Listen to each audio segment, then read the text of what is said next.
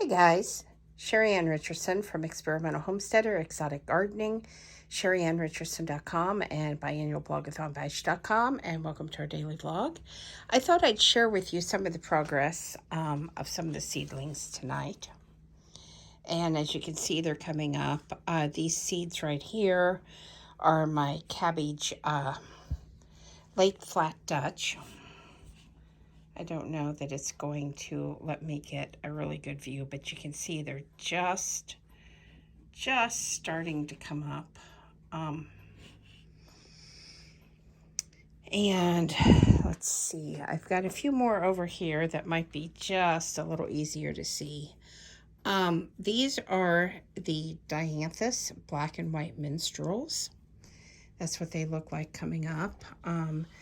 Down here, these are the Sapelgloss Cafe a Latte.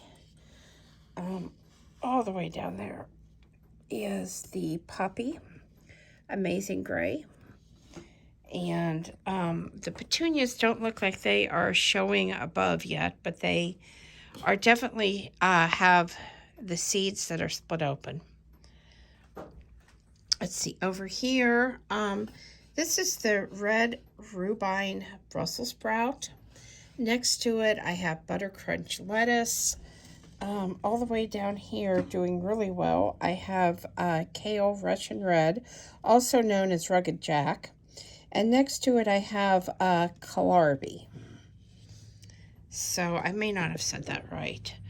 Over here, this is a tomato black brandywine. Down there, those great big tomatoes down there. And I don't know if you can see them very good, but they are really up and kind of leaning. Right here is one. These are the Rutgers tomatoes, and like I said, there we go, a little better. They are really taking off. I planted all of these at the same time. So as you can see, some germinate really, really fast, others do not. Some grow fairly fast once they do germinate, and others just take their sweet time getting up there, and that's okay. This is all part of the process, and this is one reason why I start things so early, especially if I have plans to sell any plants in May, because if I don't start in January, I feel like I have just little plants to sell people, and I just frankly don't like doing that. I would rather sell a 4 or 5 foot tomato plant to someone than sell them, a 6-inch tomato plant. So this year I am getting a fairly late start. Oh, look, there's a Cherokee purple tomato coming up right there. Just barely see it.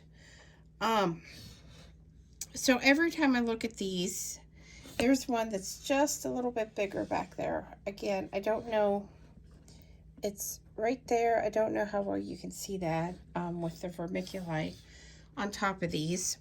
I do think that the vermiculite helps. However, the seeds that, or the peat pellets that do not have vermiculite on it, that is because those seeds actually need light to germinate, or they are simply so small that if you cover them up, it tends to kill off the seed instead of allowing the air and such that needs to get around the seed to get around it in order to allow for germination. So, like I said, I just wanted to show you this tonight. I only have 4 flats going.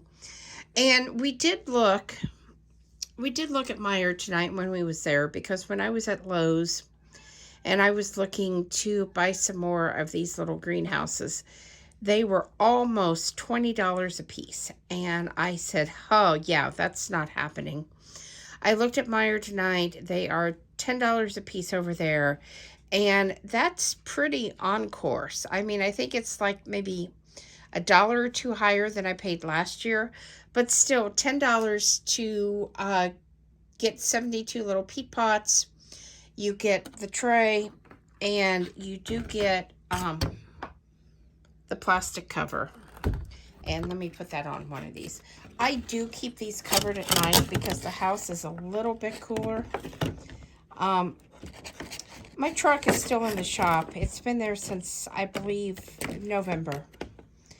And they've tried twice to send it home, and it hasn't been done right. So it's still there. So we have ran out of wood. And the house is just a little colder than normal. So I do keep this on it at night to help keep that heat and that moisture in. And I took them off for the video because I felt like, you know, they do cause a glare, especially with that grow light up above. But see, this is what it would look like.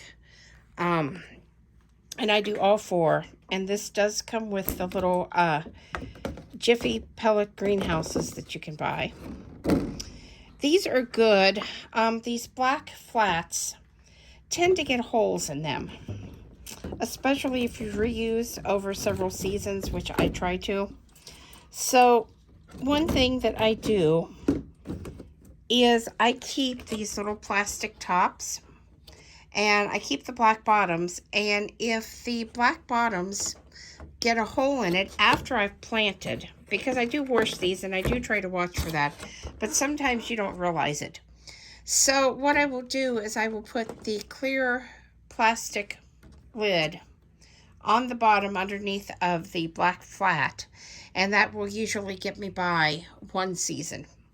And then I toss everything because by then these are kind of done for. But the other nice thing about these is, and these may be too big, they have the 72 packs too, I think. But you can buy the pellet refills if you want. If you have a soil block maker, which we do, you can also make soil blocks, but you need to be careful because some of these, let me see if I can show you on this one. Some of these are flat on the bottom, and some of these right there. You see that little hole? That is just perfect for the pellets. And the soil blocks tend to want to fall apart if you try to use that kind of tray that has that little indentation in it. I'm sure you could put a small board or a piece of plastic or something and raise the soil blocks up above if you really wanted to reuse them, but there are some, that's not one. There are some trays, okay, this is one that I have everything in, so I can't really show you. But this one is raised on the bottom, but if you actually look inside, it's flat, so you can go ahead and use your soil blocks in those. I know some people make their own trays out of just pieces of wood with sides on them to put their soil blocks on. You could also probably get away, and I haven't tried this, but you could probably get away with using some of these plastic lids if you wanted to try to reuse them. The downside to that is trying to move them because they're very, very flimsy. But you might be able to put the plastic lid upside down in the black tray to help smooth the bottom out. And then you'd have the sturdiness of the black tray and the flatness of the plastic lid. Anyway, guys, I think that's it for me tonight. Please subscribe. Thumbs up, thumbs down, comments below. Thanks for watching, and have a great night.